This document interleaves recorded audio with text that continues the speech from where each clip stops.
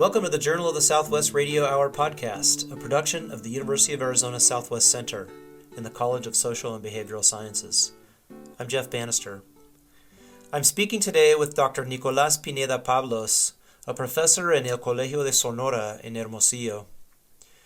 Pineda has a doctorate in public policy and community planning from the University of Texas at Austin and wrote his dissertation on urban water policy in Mexico. Since that time, he has continued to focus mostly on water issues across Mexico, from the northern border states to the Yucatán Peninsula. He is indeed one of Mexico's foremost experts on urban water. Dr. Pineda has written numerous publications, several of which are the result of long-term collaborations with researchers at the University of Arizona. I've had the pleasure of knowing Nicolas since the early 2000s when he spent part of a sabbatical year in Tucson. Several years later, I was hosted by the Colegio de Sonora in 2007 when I was working on my own dissertation research, which was partly focused on water in the Mayo Valley of southern Sonora. In this interview, I asked Dr. Pineda to reflect on the current state of water in Sonora's capital, Hermosillo, a desert city that, much like Tucson, is faced with profound challenges, not least of which are a swiftly warming and drying environment, ongoing drought, and the threat of ever more powerful storms. We hope you enjoy this episode of the JSW Radio Hour.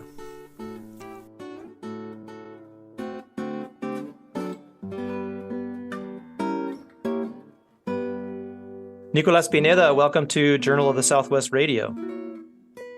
It's my pleasure, Jeff. Thank you very much for inviting me over. Yeah, my pleasure as well. So I have a quick question that is very complex, maybe not so quick to start with, which is that I'd like to ask you to give us a view of Sonora's water situation from, say, 30,000 feet in the air. What do you see happening, say, at the intersection of climate change and water politics and the challenges of water supply?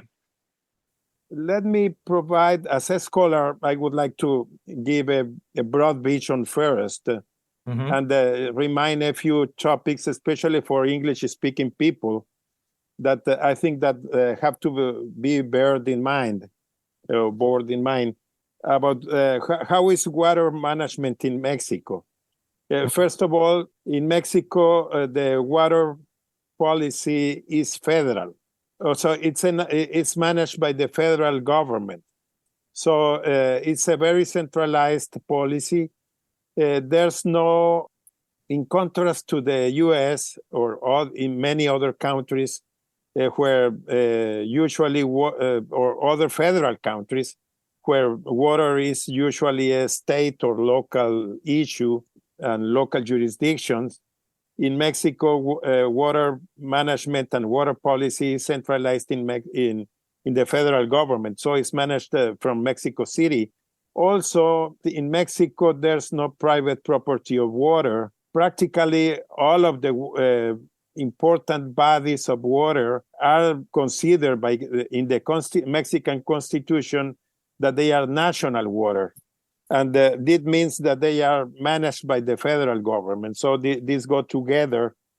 And this been this way for more than a century already, actually, since the 1917 Constitution. So this was established in the Article 27 of the Mexican Constitution, and the waters are national, and they are managed by the federal government.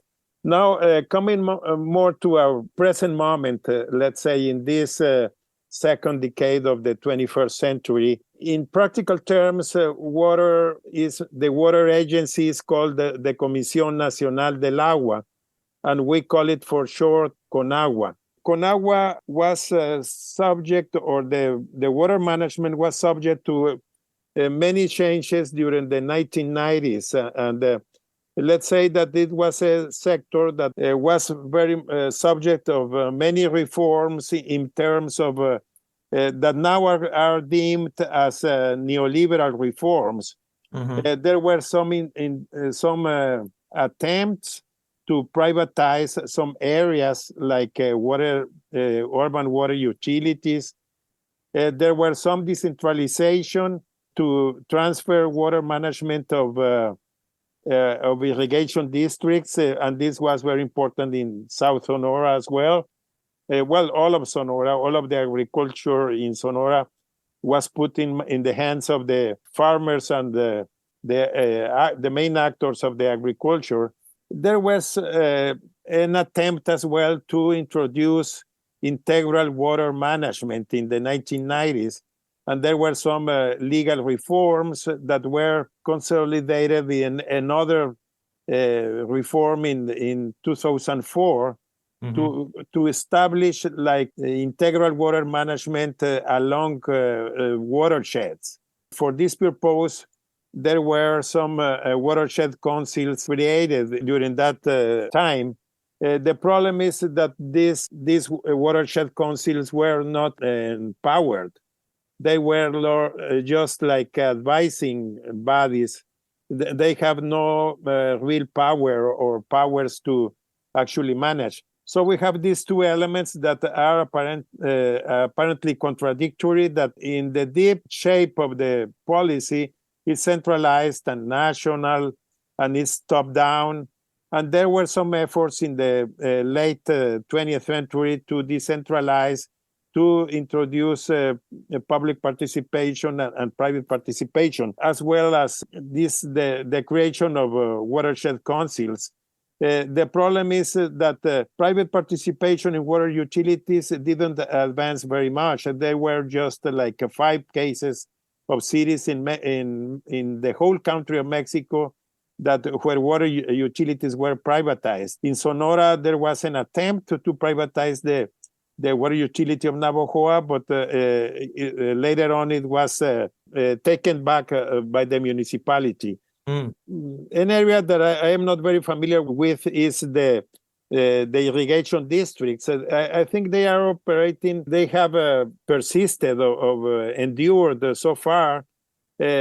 What I see with the agriculture is that the ejido sector, the communal property area of agriculture, has been very much being displaced like in a piecemeal way. So that's what I would say the important aspect of change and reform in the agricultural area. And I just published a book as well about how the watershed councils are doing. My conclusion was that at least in Sonora, there was a lot of simulation, that there was public participation. And I think they have failed a lot because there are no incentives for the people to participate in these watershed councils, because there's no real power. They are completely or fully controlled by the CONAGUA.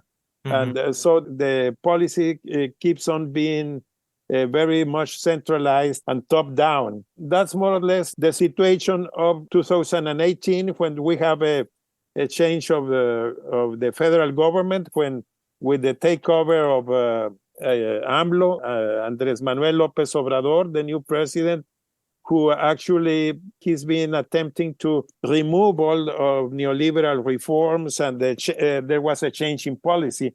The problem with the water sector is that there hasn't been any reform, and things keep on being the same. But to my understanding, it hasn't been very much the focus of attention in this government water. Actually, there's been very important cortes or cutoff of budget for the CONAGUA sector.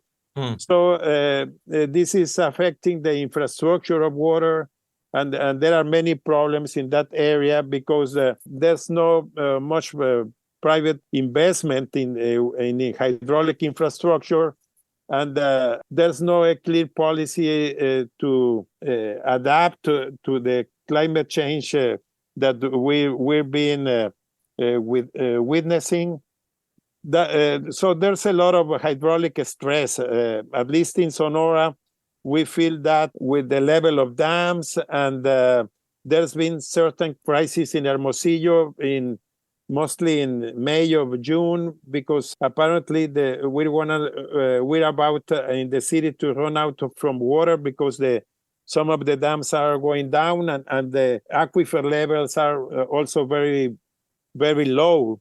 And that's in general the situation of the water sector in Mexico. Mm-hmm. So despite attempts since the 1990s to, in quotes, decentralize water control and to bring in public participation, there really hasn't been you're saying there really has not been a significant change in the fact of centralization of water control in Mexico.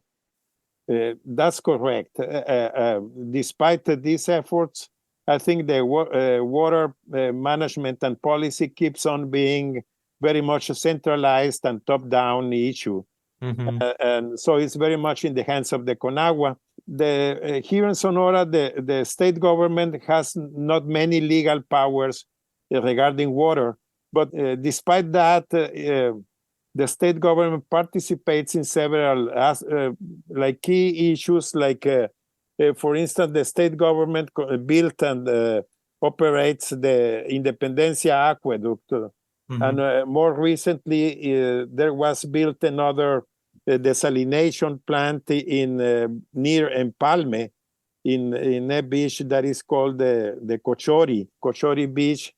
And there's a desalination plant, although I think it's not very important. The problems with the Guaymas water supply system keeps on being in the area of sanitation and drainage and sewage, and there's a lot of problems in that regard in Guaymas. Mm-hmm. But the state government participates with the management of the aqueduct Independencia that brings water from Rio Yaqui to the city of Hermosillo, and also this desalination plant that provides water to Guaymas and Empalme. The other area that is important is the municipalities, which actually they are in charge of urban water, mm-hmm. or let's say the water supply for communities. And the problem there is like twofold. On the one side, the main problem with the water supply in communities is that the service is very much politicized. And it dances along the rhymes of the mayors and the municipal presidents. Mm-hmm. So in Mexico, there's been very long a problem that local governments, there's a very short turnover. Mm-hmm. They used to change every 3 years. And so you have very... commonly, there's a change in the directors of water utilities every 3 years, and this is managed in a very political way. Directors tend to be usually the cronies or the friends of the mayor, mm-hmm. and they are managed more with an eye in elections and on having additional resources for other purposes. And there's been also a lot of subtractions of money from the water utilities into another areas that are important for political careers, like perhaps elections and things related to that purpose. Uh-huh. And that's one of the main problems at the local level, at the municipal level with water management in communities. The other problem is that structurally, the municipalities are very weak. They don't have enough resources. They rely a lot on transfers or grants in aid from the state and local government, and they are not very much professionalized, or they are not run in a technical way. And so municipalities, at this moment, I consider them, it's a failure that the urban water management or community water management is in the hands of the municipality. Mm-hmm. We either have to reform the municipality to make them more professional and more capable or able to long-run planning or planning for the long run, because so far they are always short-sighted and managed in a very political way. Mm-hmm. And well, that's been one of my main areas of research and concern at least in the case of the city of Hermosillo in Sonora. No? I know that you've worked in both in Hermosillo and you have published on water systems in different places in Mexico. So I know you have a very you're very sensitive to the kind of the global picture. Yes, I consider my area of research like urban water management in Mexico and in a more broader way in the developing countries. But mostly in Mexico, my PhD dissertation was about a comparison of water management in the cities of Mexicali, Hermosillo, Aguascalientes, and Cancun. Two of them are private, and the other two are managed by the local governments. So Mexicali and Hermosillo are public, and that's one of my main areas. And there's been a small steps forward because since the last governmental period, mayors can run for re-election, and that could change a little bit. But to my understanding, water public utilities, they are still very much run in a political way. That's very clear, or we can watch that very clearly, how the chairs or the directors of the utilities are appointed, because they are always like people who participated in the electoral campaigns, or that are friends or close to the municipal presidents, and they stay in office for very short. They are changed very frequently, because if the mayor lasts or stays in office for 3 years, the directors usually stay shorter than that, usually 2 years at most, and they are replaced by somebody different. And in many times, this is not made in a technical way. They appoint, like I said before, to cronies.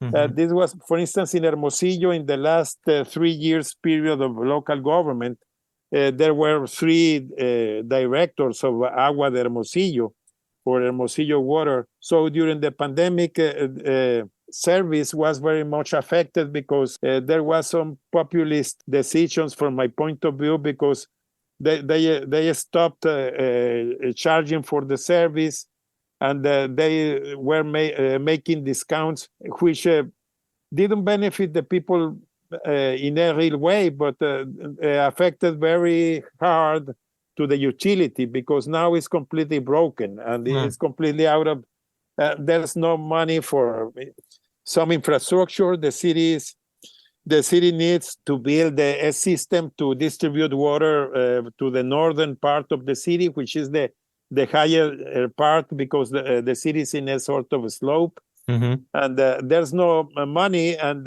for doing that redistribution, or it's called the aquaferic. It's an internal aqueduct to bring or take or transport water from the south, when you get the water from the aqueduct, the Independencia aqueduct, and to take it to the north of the city. And so that infrastructure work hasn't been money to make that investment, and the local government hasn't got the support from other levels of government to do that. And that's more or less the situation for the communities and cities in water supply.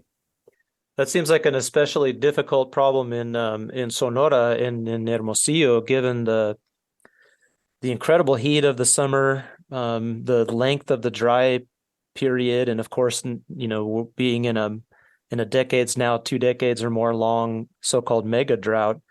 Yeah, I can imagine that is probably one of the worst possible political outcomes to have. Yes. Having your water system, basically, it sounds like it's basically been driven into the ground. Are citizens pushing back? Are there movements afoot to change this, or what do you see pressures coming from different sectors on the political front? That's a very important topic for me. Because actually I'm a part, and actually I coordinate a group of people who are like watchers or watchdogs for the local water utility. We are part of a civil society organization that is called Hermosillo, ¿Cómo vamos? Or Hermosillo, how are we doing? And within that NGO, there are a number of areas or policy areas that are being watched. And actually, I am a part of the water group or the water sector of Hermosillo, ¿Cómo vamos? And we've been actually pushing to do some reforms. We tried to be influential of that the last director that was appointed be to be made in a technical way, and we're trying to create more awareness of and conscience that it's necessary to have a long-run planning, and there's no need or it's no good for the city or the water service to change directors so often. So we're trying to influence so as appointments are made in a technical way, and they are not removed for political reasons, but for technical reasons. And it's been very difficult because to change the law is sometimes difficult if you're not if you don't have the governor on your side. And that's been a fight we're pushing in this area. And also we're trying to get better service. So one of our fights is to push for the appointment of the director. And another is we are trying to have a better measurement of what we call macromedición, which is to measure the water from that is extracted from wells, and also to raise the level of meters at the houses and water outlet, because so far most of the water is estimated or is just calculated in a not very precise way. Those are some of the areas that we are pushing forward. And also we're trying to get more investment in the hydraulic sector of the city as well.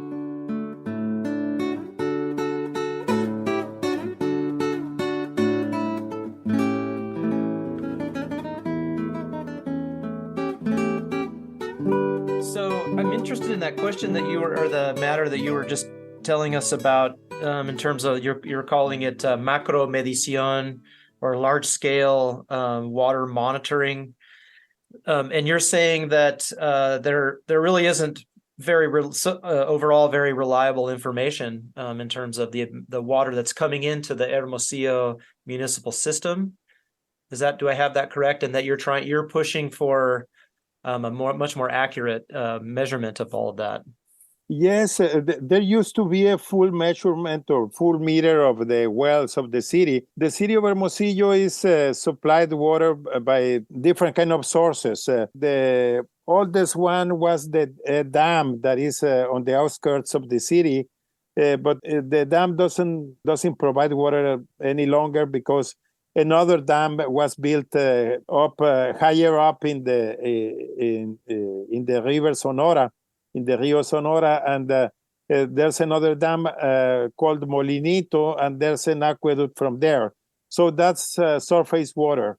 And the other source, and perhaps the main important source of water, is there are a number of wells that tap water from the different aquifers.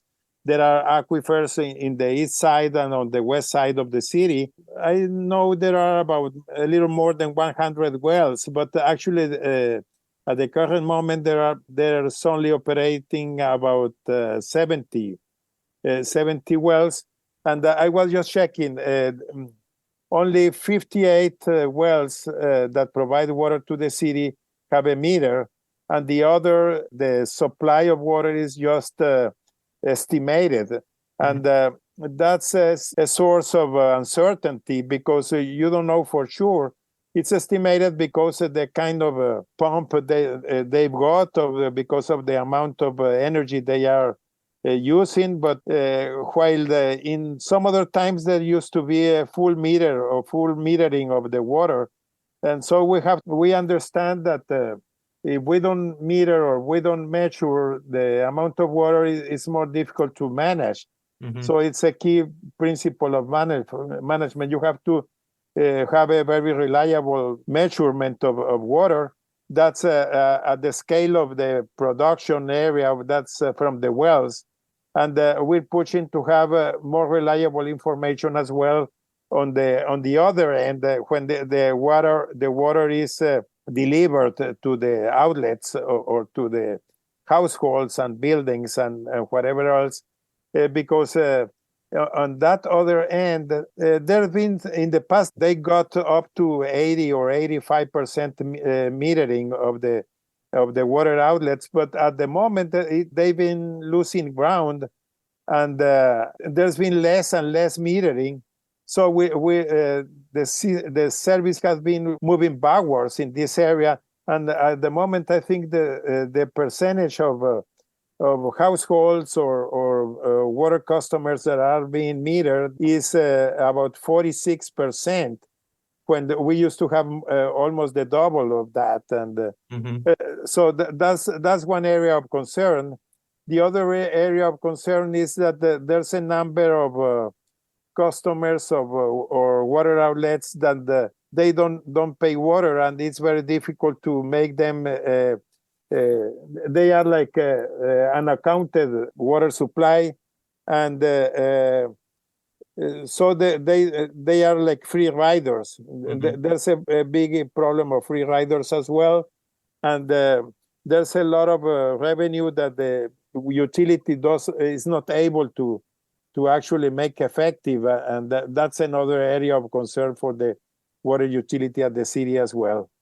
So the problem of the free riders, as you put it here, I'm sure that's a political question. How do these entities become free riders, or how is it that they have these these kind of sweetheart deals that allow them to keep using water without paying for it?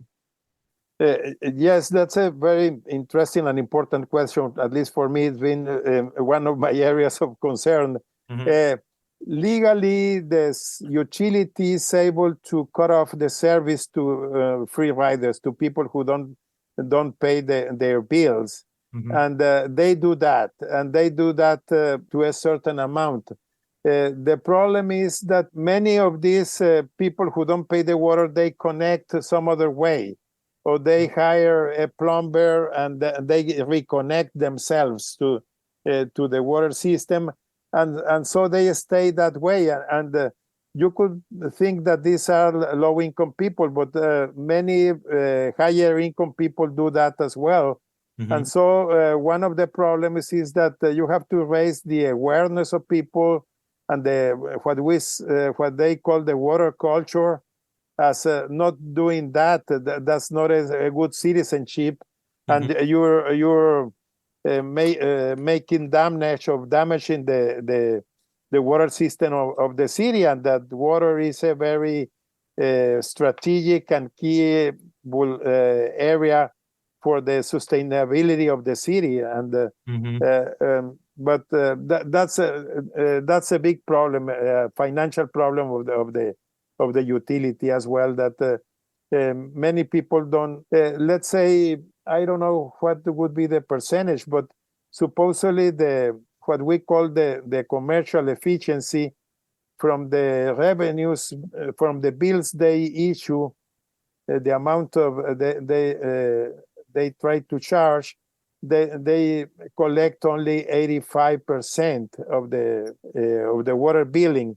But the problem is that there's an area that keeps on accumulating the debt, and they never update, or they never pay their bills. So this is an accountant issue, and so the utility has many people who owe them money, or debtors to the utility.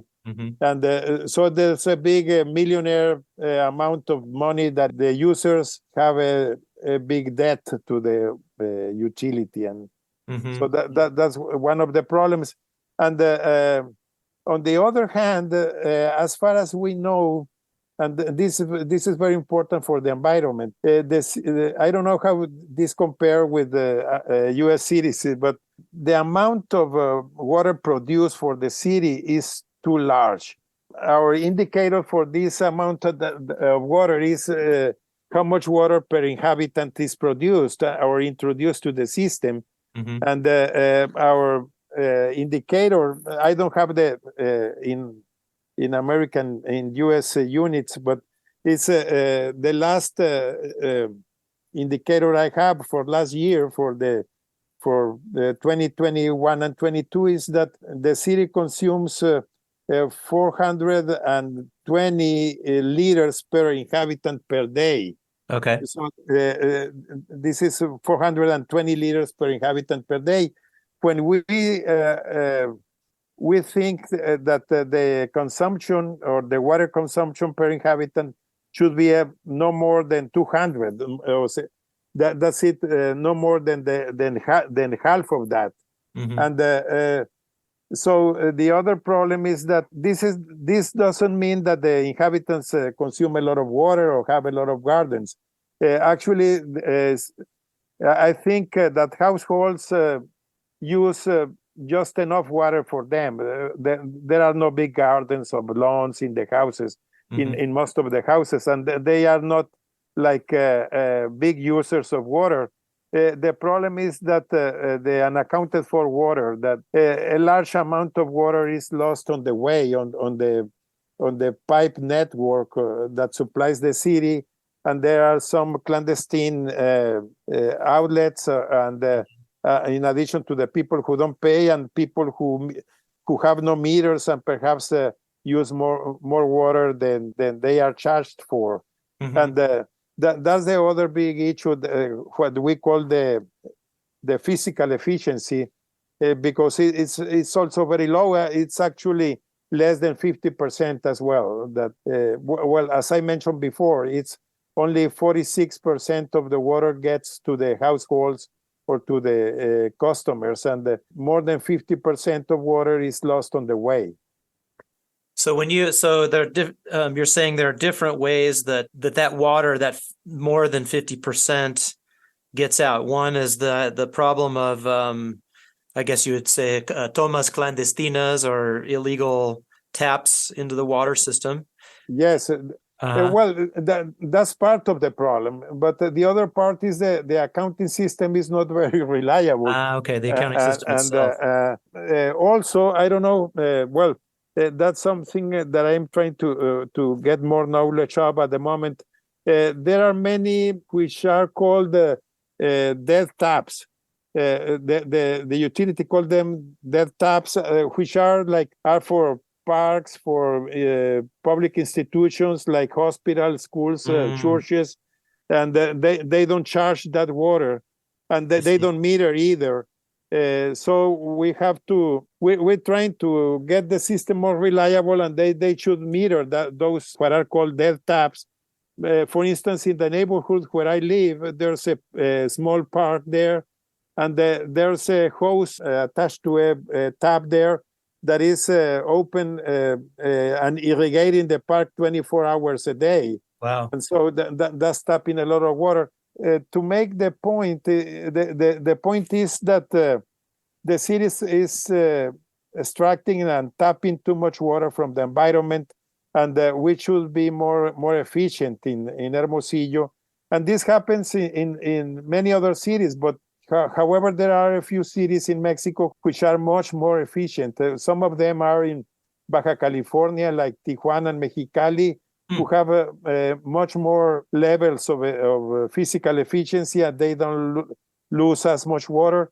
Also, Monterrey, Saltillo, Querétaro, León are cities with a very good performance. They don't lose as much water. But we think that Hermosillo should be a model city for this because of the environment. We don't have as much water as other cities. And we're trying to prevent not happening what happened last year, the 2022 in Monterrey, when they run out of water for, I don't know, 2 or 3 weeks. I don't remember how much. Mm-hmm. and there wasn't enough water to feed the city, and it was a big problem and a big news here, at least here in Mexico. And Hermosillo is close to get to that situation. And so we're trying to prevent that, being more efficient and lose less water in the pipe network of the city. Mm-hmm. And that's one of our fights. And this is being done from this Asociación Civil or NGO called Hermosillo Como Vamos. And we frequently participate in noticieros or in radio forecasts of news and things like that. Mm-hmm. Mm-hmm. Do you have, I don't know how this amount that I told you, that more than 400 liters per day per inhabitant or per person, I don't know how it compares with the US, but we're trying to work on that. And let me mention before we run out of time that one of the areas that I see very important for this city, an area of progress, would be sanitation and reuse of treated wastewaters. Mm-hmm. Hermosillo didn't have a wastewater treatment plant until the 2016. A new big large plant was built and started to operate on the 2016. Supposedly it has the capacity to treat all of the water, the city water, all of the city wastewater. Although it's been running some problems because apparently the plant wasn't designed properly for the city. One of the problems is that this plant is getting too much sand, mostly when it rains, and so that blocks the system. And then there's things like that. Another problem is that the plant has a temperature requirement with the input water. And that temperature is not being fulfilled adequate, so the plant is not working exactly as it should be. That's a problem that is being faced with the wastewater treatment plant. What we think is very important for the city as well is reusing this treated wastewater. And we need to have more park and more green areas and more green infrastructure. And also, I think the future of Hermosillo is in recharging the aquifer with the treated water. Mm-hmm. And that's perhaps in the future for Hermosillo, although we have to overcome these hurdles of politicized service and the problems with efficiency, the problem with the free riders and people who don't pay the service. So the sustainability of the city requires that we reuse as much water as possible. So far, the city is consuming, let's say, 130 million cubic meters per year. And the wastewater treatment plant is treating 70 million cubic meters per year. So there's a huge amount of water treated, and that's not being taken advantage of. Mm-hmm. It's taken advantage for some ejidos who used to grow fodder and very low income crops. Mm-hmm. But I think that water should be used as well for parks and green areas in the city, and perhaps to have to promote or have factories or industry that uses that treated wastewater. Mm-hmm. And I think that could be a key area for the city to develop, because so far there are no more sources or fountains of water for the city. Mm-hmm. in the future. So the future should be in reusing the wastewater, the treated wastewater.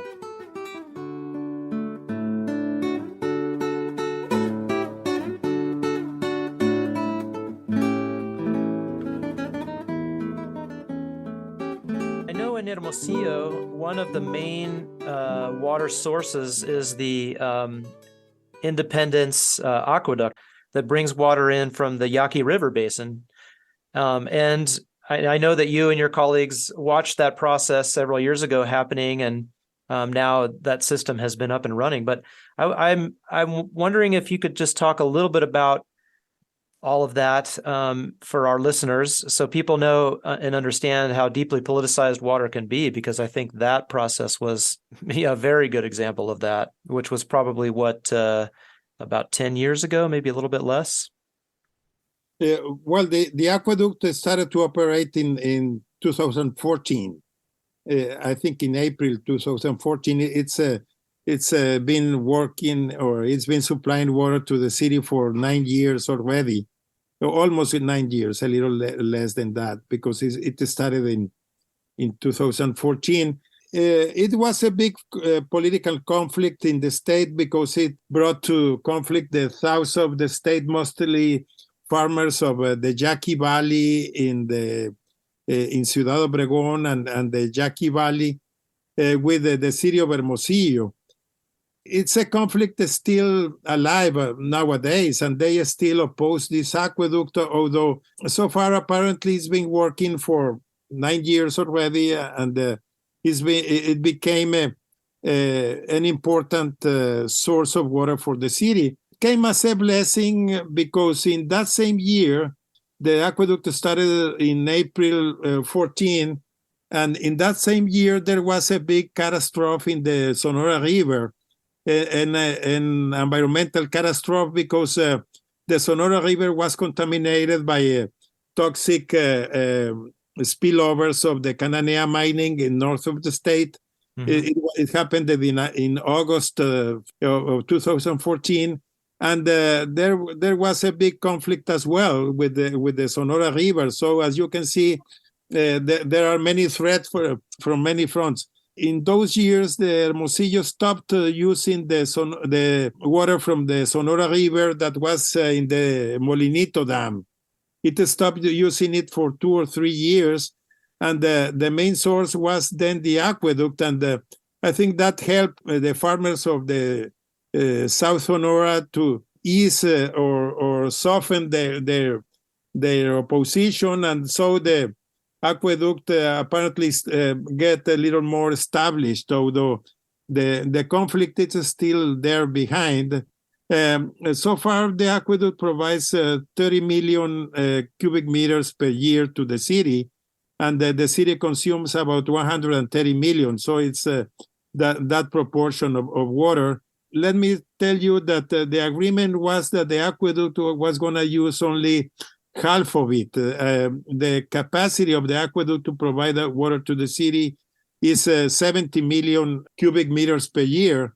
But the agreement, it was a political agreement to provide to the city 30 million meters.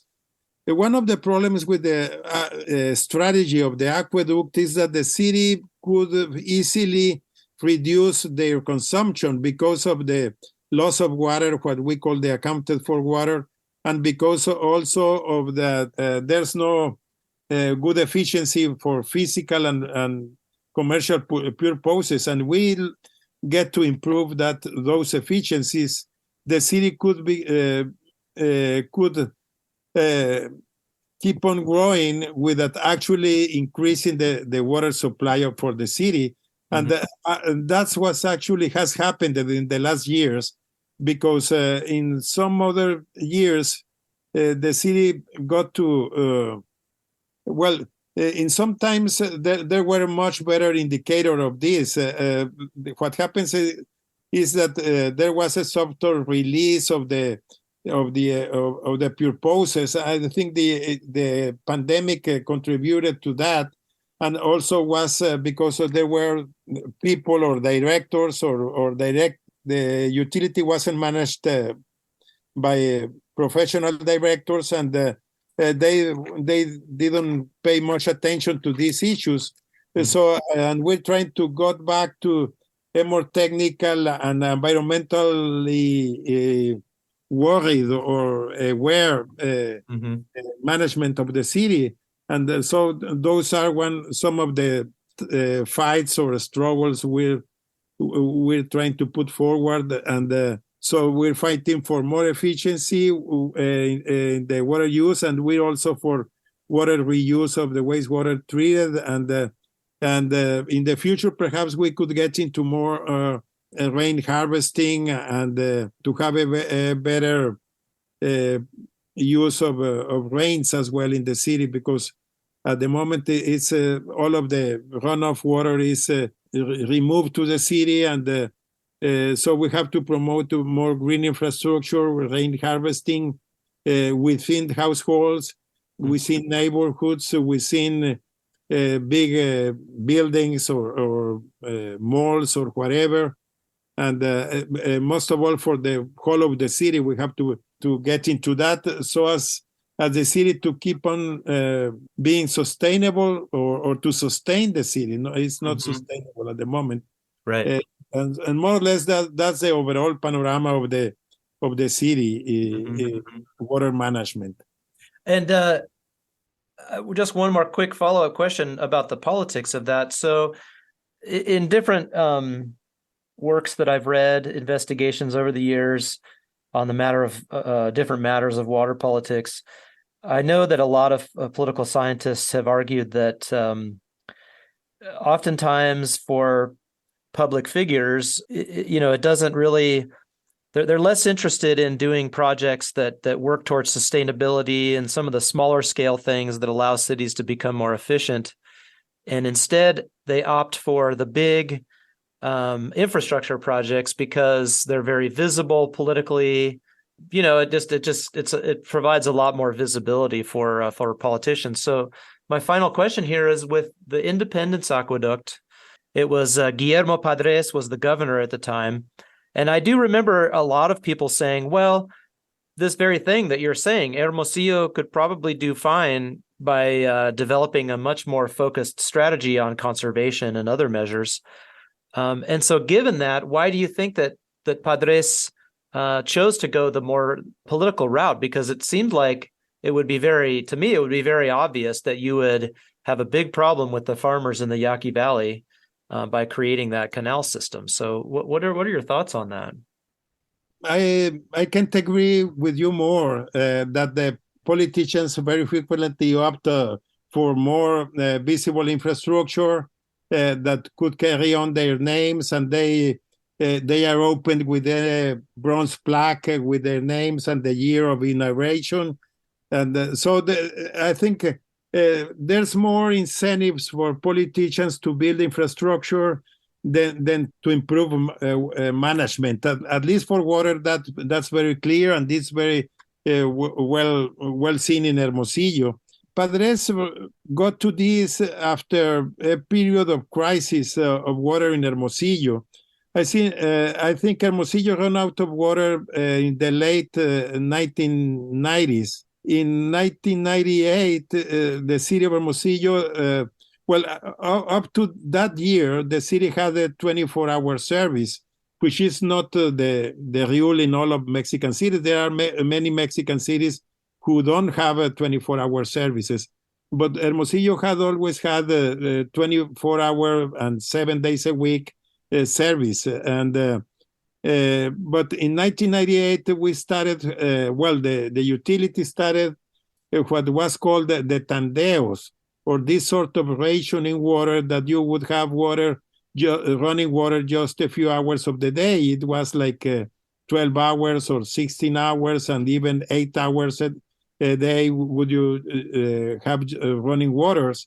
And that was a big problem at the time. And it had many other, like a spillover in other problems. There was a big promotion for houses to have a tank on the rooftop and what we call tinacos.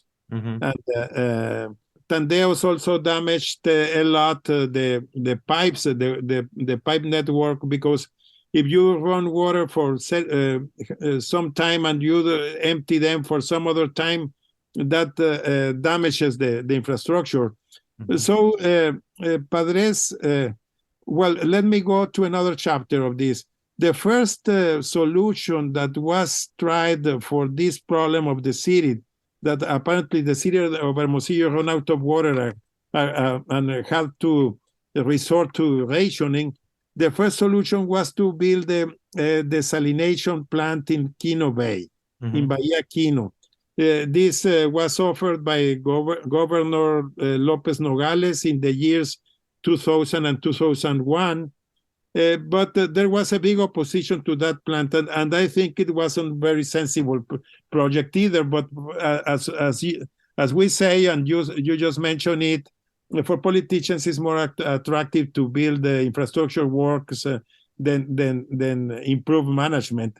And so this governor, it was on a state initiative, undertook the actual construction. Well, there was a bid, and the work was bid, but since in those days or in that year, the service, the water service was provided by the state government, but the municipality was against that desalination plant, and the then mayor prevented that the desalination plant was built, requesting legally by constitutional right that the water service should be provided by the municipality, and so that way prevented that the desalination plant was built. Mm-hmm. And so Hermosillo stayed with the same problem, and with no desalting plant in the first decade of the 2000s. Since this problem was aggravating, I think Padres started his government in 2009.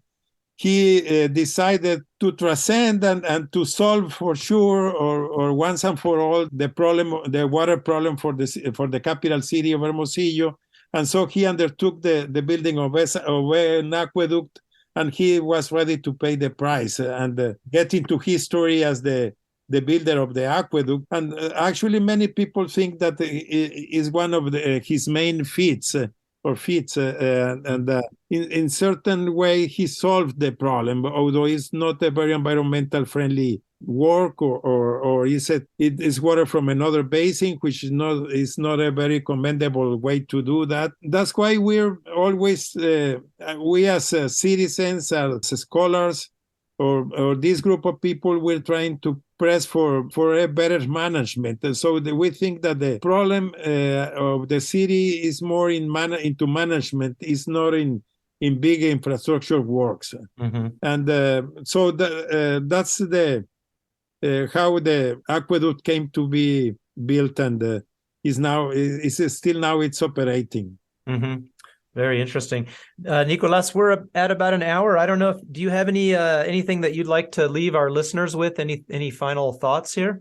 Well, there are still a number of issues that we're trying to push forward with the climate change and adaptation. I think to make this city sustainable and to actually have a future and to be able, I am not so sure it should keep on growing. Mm-hmm. Population growth is diminishing. At least the rates are lower now, and but anyway, growth is not possible to stop sharply or very shortly. And mm-hmm. So for the future of Hermosillo, I see that we have to increase reuse of wastewater, treated wastewater. We have to have a more environmental infrastructure in the city, like green infrastructure. Hermosillo has also a big problem with what we call drenaje pluvial, or runoff water in the city, because when it rains, it doesn't rain very much, but when it rains, most of the rain run off on the streets, and that destroys the pavement of the streets, and so we're having problems with a lot of batches and potholes in the pavement. Mm-hmm. And so we have to remake the city in the future so as to be more environmental friendly, to have more green infrastructure, to have more green areas and parks being irrigated with rainwater, and that could make our city more sustainable. And I would like to leave that idea for whoever is interested in either in this city or other similar cities.